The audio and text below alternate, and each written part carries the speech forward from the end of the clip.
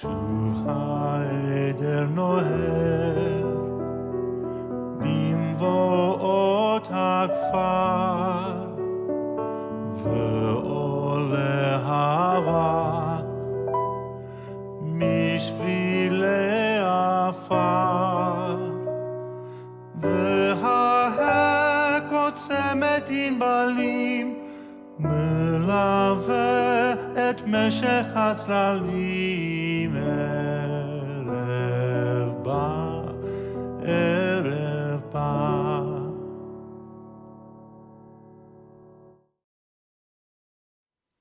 Shabbat Shalom, everybody. I hope that you've had a good week and are ready for what will hopefully be a restful Shabbat as we inaugurate it here and welcome it on our program. Tonight's guest, Sam Sussman from Extend Programs, a group that he established in order to bring young people who are on birthright programs and now other kinds of tours to meet with Palestinian and Israeli human rights activists. Next week, we'll hear once again from Paul Golan, the executive director of the Society for Humanistic Judaism, this time with his Jews for a Secular Democracy hat on, where he'll talk about the issue that the JFASD is facing and addressing around Judeo-Christian, the claim of Judeo-Christian nation. So we'll get more information about that. But let's start now by welcoming Shabbat with candles. ברוך האור בעולם, ברוך האור באדם, ברוך האור בשלום, בשלום, ברוך האור, ברוך האור בשבת.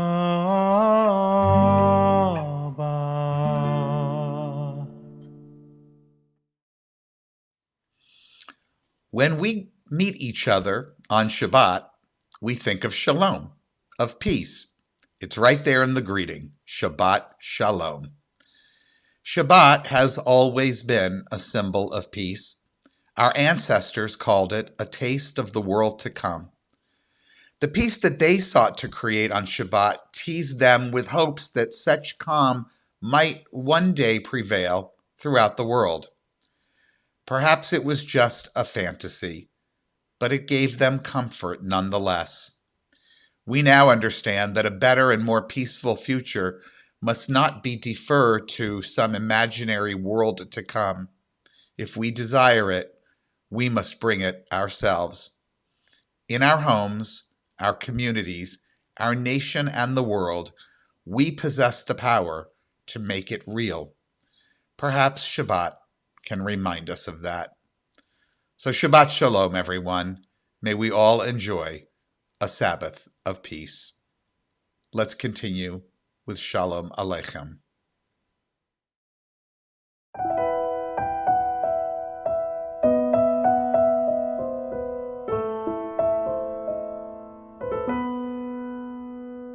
Shalom Aleichem, Ohavei HaShalom, Shomrei Shalom.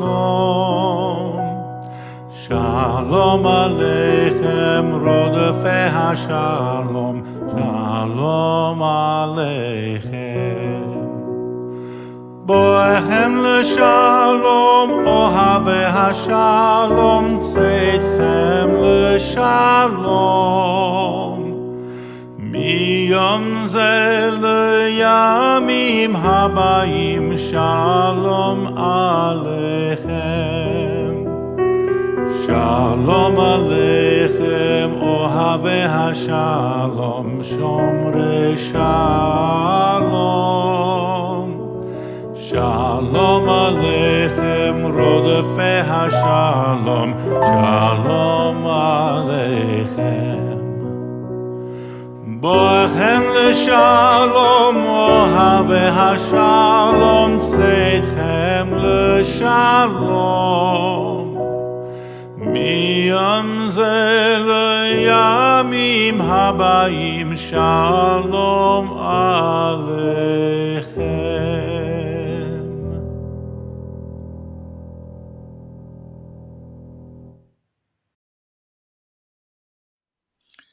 There are times when we seek things for ourselves and measure failure by what we do not gain. When we celebrate Shabbat, we seek not to acquire, but to share. There are times when we exploit nature as if it were a horn of plenty that can never be exhausted. When we celebrate Shabbat, we pause in awe before the majesty of the universe. There are times when we act as if we cared nothing for others. When we celebrate Shabbat, we remember that caring and sharing and bringing justice and fairness can make our world a better place. Let us embrace this moment in time when we celebrate Shabbat. It is a time of rest, of wonder, of peace. We continue with Efo Ori.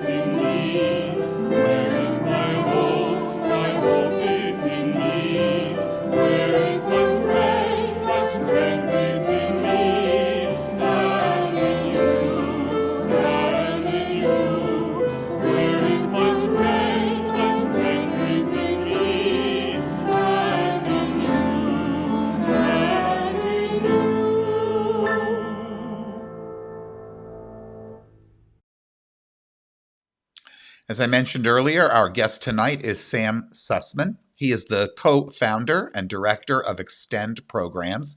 That's an NGO that introduces American Jewish leaders to Palestinian and Israeli civil society, political, and human rights leaders. Extend has been featured at the United Nations, and it has been written about in Haaretz, The Forward, The Huffington Post, and more. Sam himself served as a fellow at the Adalot Foundation and the American Middle East Network for Dialogue at Stanford. He has been published in academic journals on a variety of humanitarian and human rights issues. His master's degree is in international relations from Oxford, and he holds a BA from Swarthmore College.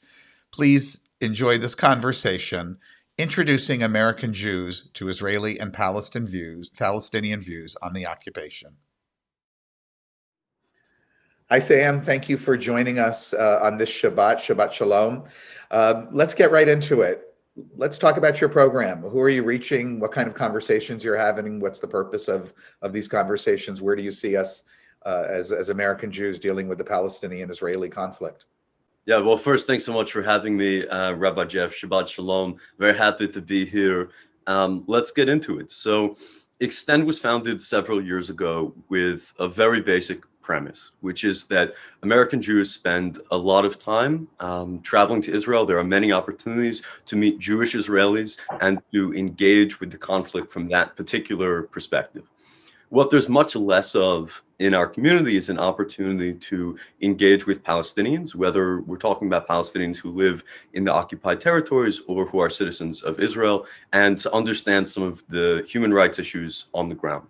And as you know, in the past several years, there's been increased conflict in the American Jewish community around how we relate to Israel-Palestine, how we relate to the conflict, the human rights realities. And part of what Extend is trying to do is grapple with the fact that for decades, that conversation has played out with very little engagement between American Jews and Palestinians. We're often talking about these realities without talking to Palestinians. And so what Extend has been doing since 2013 is running programs where we're bringing young American Jewish activists to Israel and Palestine to meet with the progressive human rights leaders who share our values and who are making a difference in their work on the ground today. What are the issues that you're bringing up, and how are the young people and their responses different than what the organized Jewish community has been presenting? Yeah, absolutely. Well, I think, we often get one particular story about Israel, which is that it's the sort of triumphant story of the creation of a Jewish state and Jewish democracy. And if you go on a birthright trip, if you go to Camp Ramah, if you sort of grew up in the institutional Jewish world, that's the story that you get, and it often ends there. So what we're trying to do is bring a more complex understanding, both of the history and the contemporary reality. And so what we're focused on primarily is educating folks about what life looks like for Palestinians in the occupied territories. And our programs specifically focus on East Jerusalem and the West Bank. We can't go to Gaza. And so look, here's the situation in those territories is that since the 67 war, Israel has occupied those territories, and Palestinians have been subjects rather than citizens. So for 52 years, we're talking about population that doesn't have the right to vote, freedom of movement, freedom of expression. People often don't realize that it's illegal to have a political protest of more than 10 people in East Jerusalem or the West Bank. And so we're trying to draw attention to those human rights realities. And we're doing it by highlighting the voices of Israelis and Palestinians who are saying this situation isn't sustainable. 50 plus years of occupation at this point we have to speak out against this. We have to imagine an alternate future. And I think here's part of what has happened in the way these issues are talked about in the US and the US Jewish community is that we're working within a sort of two-state framework, and we're always getting there. And it's okay that several million people live without basic human rights or citizenship because the conflict is ending. It's always ending. We're always moving towards the two-state. It's about to happen. And I think now we're in this political moment where people are realizing actually the occupation isn't ending. Settlements have grown dramatically in the past 20 years. And alongside Israeli settlements in East Jerusalem and the West Bank, what's grown is the security apparatus, the checkpoints, the wall, that really make ordinary life very difficult for Palestinians. And so I think there's been this pushback that you're seeing with organizations ranging from, a decade ago, J Street was started. More recently, if not now, Jewish Voice for Peace has grown substantially in the past several years. And I think you're seeing this pushback of people saying, when it comes to the US, American Jews aren't afraid to speak for human rights and liberal values. And somehow those issues have been silenced when it comes to Israel-Palestine. But we're actually going to speak out on behalf of our values. We're going to advocate for a future of mutual freedom and human rights. And we don't see occupation as sustainable. What kind of solutions do you hear when you have these? Do you hear proposed when you have these dialogues? We have the one state, which comes from both sides, by the way. Of course, the right wing in Israel has their vision of what a one state solution would look like. The two state scenario, which is looking less and less plausible. What are you hearing from the American Jewish people who visit there, and from the Palestinians whom you visit? What is their desire? Yeah, I think that there's a lot of symbolism and sloganeering when it comes to solutionism.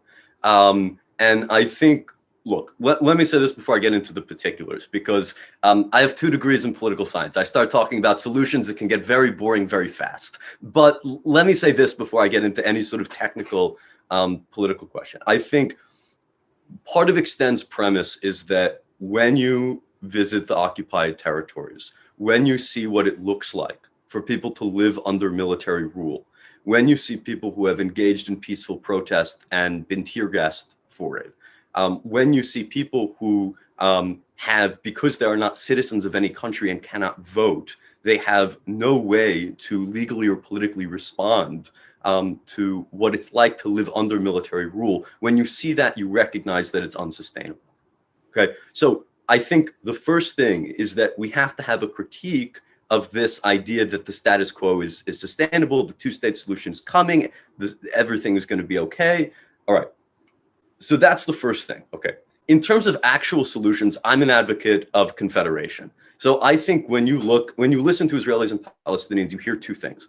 First, each side has a desire for national self-determination. There's a particular national character to both Jewish Israelis and Palestinians. And there's a desire to express that. And alongside that, I think obviously each side has an aspiration for universal human rights that everyone deserves, no matter what their national collective may be. So if you have two states, you get aspects of national self-determination while losing out on certain elements of individual rights, right? If you're talking about the right of return, or if you're talking about hundreds of thousands of settlers who already live in the West Bank, you're talking about mass movements of people or the prevention of movement on either side. Okay. If you're talking about a one-state reality, well, now you might get closer to a sort of binational, one person, one vote, human rights for all. That sounds very good, but then you lose out on the character of national self-determination, right? So I think on either side, what we're really talking about is something like a confederation, which by the way, people, it's often discussed as if it's a new or wild idea. There's 100 years of thinking about what a confederation would look like. David Ben-Gurion, up until the 1930s, was an advocate of confederation. And what a confederation would look like, there's a terrific organization called Land for All. And basically the premise here is that within one national political structure, there would be autonomous communities in which Jewish Israelis and Palestinian citizens can have influence and autonomy over issues like education, local communal features. And I think that's ultimately the sort of balance between national and individual rights that's sustainable. But I think the most important thing to see is, it's easy to get caught down in the details. Oh, well, one state isn't possible for these reasons, two state isn't possible for these reasons. I think it's also important to see how these things are deployed politically, right? The idea of the coming inevitable two-state solution that's on the way, and we're always negotiating. We've been negotiating for 25 years. Well, at whose expense has that come, right? Because Israelis and Palestinians haven't experienced this eternal waiting in the same way, right? Israelis live in a democracy in which they have rights, and in which, in that 25-year period, Israeli settlement expansion has been significant, while Palestinians live under military rule without a state or citizenship. So I think we really have to interrogate the ways in which these solutions they don't just have their own content, but they have their own political impact. I assume this is what people on the Extend program are hearing about from Palestinians, et cetera, who live in the area that you're matching them up with. Are they resonating with this? Are they bringing this back to their communities? And what kind of reception are you getting from the larger Jewish community to your program?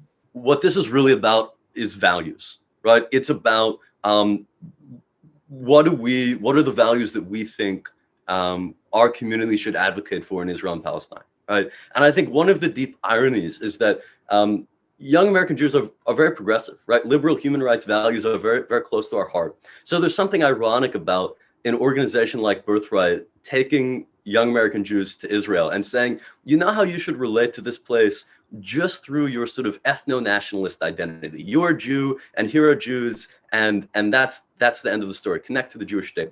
And what Extend is doing is saying, actually, you should connect with the people who share your values. So let's go meet with community organizers in everywhere from Bilin and Hebron to South Tel Aviv. Let's go engage with people who Palestinians in the West Bank who are living out a vision of nonviolent civil disobedience that resonates deeply with what many of our parents or grandparents would have admired in the Black civil rights movement in the United States. And I think it's about linking these traditions. It's about trying to emphasize the continuity and values between these communities.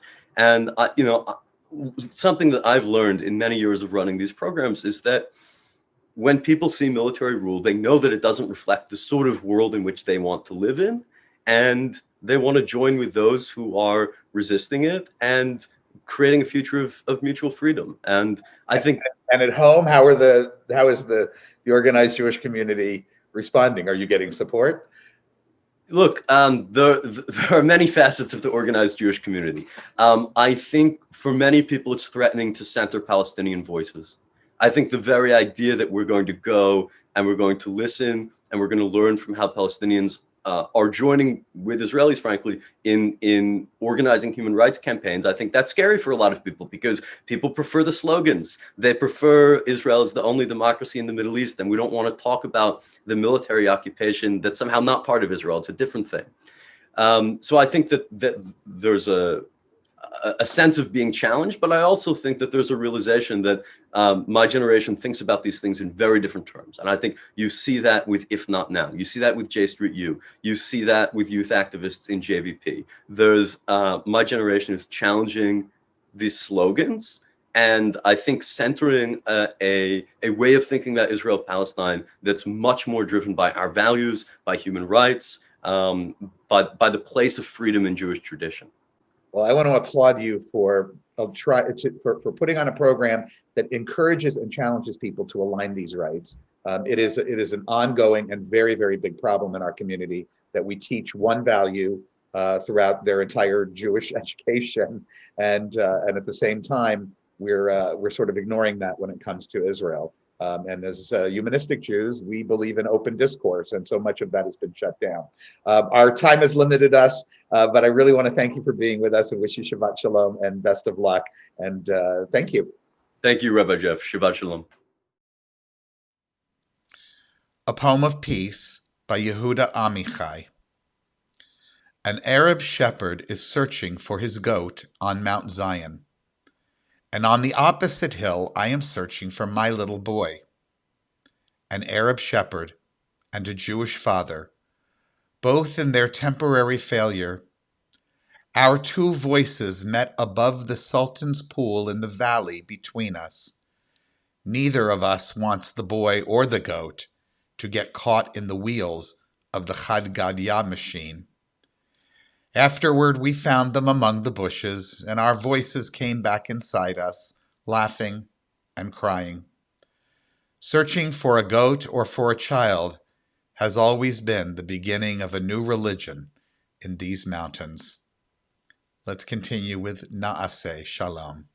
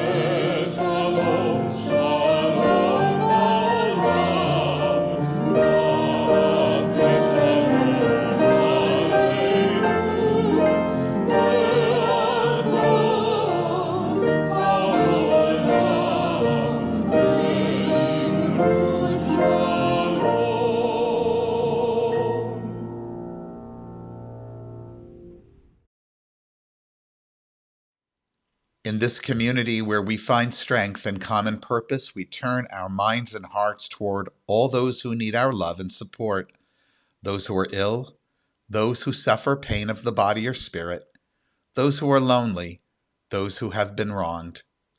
Tonight, our well wishes are extended to these members of our community and to their loved ones, to Demi Bird, Karen Hansen, Deborah Luria, Julie Eliason, Karen Tremper-Harris, Myron Tink, and Rabbi Peter Schweitzer. May all who suffer know that they are not alone. May they be healed quickly. May they experience a complete recovery, a refuah shlema, the renewal of their bodies and the renewal of their spirits.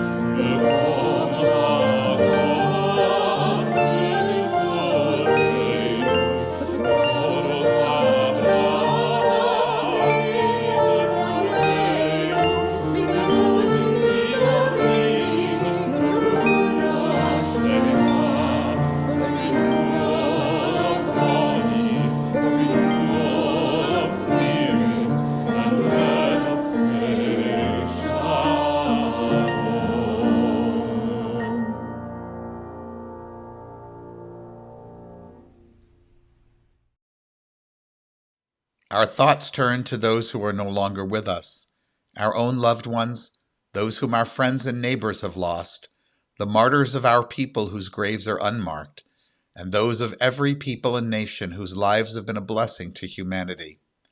As we remember them, we meditate on the meaning of love and loss, of life and death. We recall now our loved ones whom death has recently taken from us, those who died at this season in years past, and those who we have taken into our hearts with our own.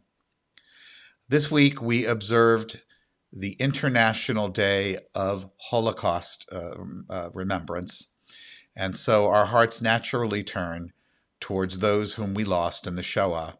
As a community, we celebrate in the spring on Yom HaShoah, which is the date designated on the Jewish calendar by most communities, but we keep them, of course, and their memory forever, forever with us.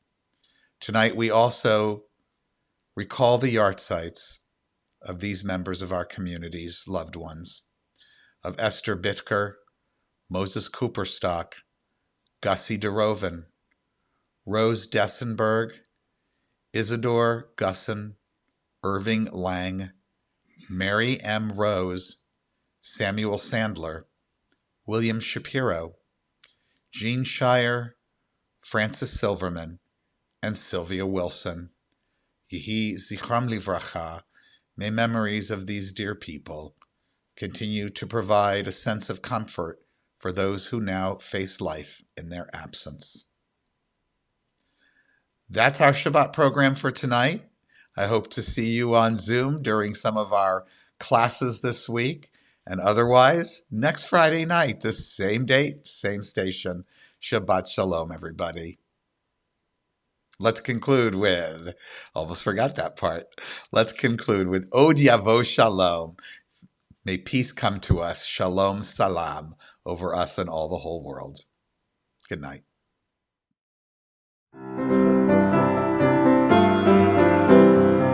Shalom Aleinu, Shalom Aleinu, Shalom Aleinu, ve'al kulam.